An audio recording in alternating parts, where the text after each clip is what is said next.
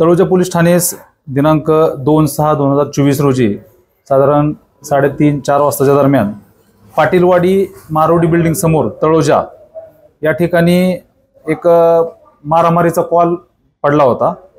त्याच्यानुसार आमचे पोलीस तिथे गेले असता एका युवकास 2 जणांनी फावडे आणि कोयत्याने मारहाण करून वार करून जखमी अवस्थेत तिथे टाकले होते।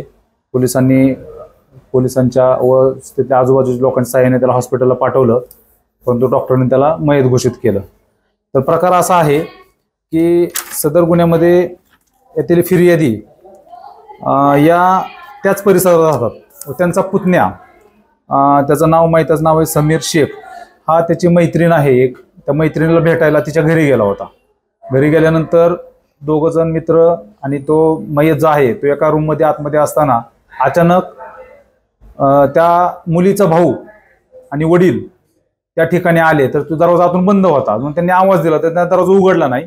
म्हणून ह्यानं काय करत दरवाजा तोडला आणि आतमध्ये गेला तर तो जो मयत मुलगा आहे त्या मैत्रिणीचा फ्रेंड त्या मुलगा आतमध्ये सापडलो। त्यांनी काय केलं तिथे रागाच्या ह्याच्यात फावडा आणि कोयत्याने त्याच्या डोक्यात, अंगावर, पाठीवर सगळीकडे वार केले आणि त्याच्यामध्ये त्या युवकाचा मृत्यू झालेला आहे।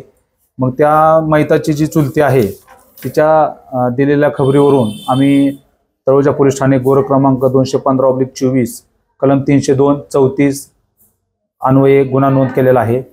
त्या गुन्ह्यातील 2 आरोपी आहेत। त्यापैकी ताहिर युसुफ शेख वय वर्ष 24 या आरोपीला ताब्यात घेऊन अटक केलेली आहे। तर त्याचे अजून एक दुसरा आरोपी म्हणजे आरोपीचा वडील तो सध्या फरार आहे। त्याचा शोध चालू असून आमचे 2 पोलीस पथक नेमलेले त्याचा शोध घेत आहेत।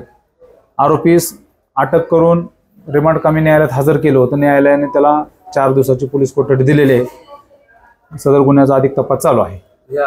या मुलाची पार्श्वभूमी काय गुन्हेगारी प्रवृत्तीची आहे काय, तपासात कसं काय निष्पन्न झालंय? त्या अनुषंगानं पूर्व इतिहास वगैरे पडताळायचं काम चालू आहे।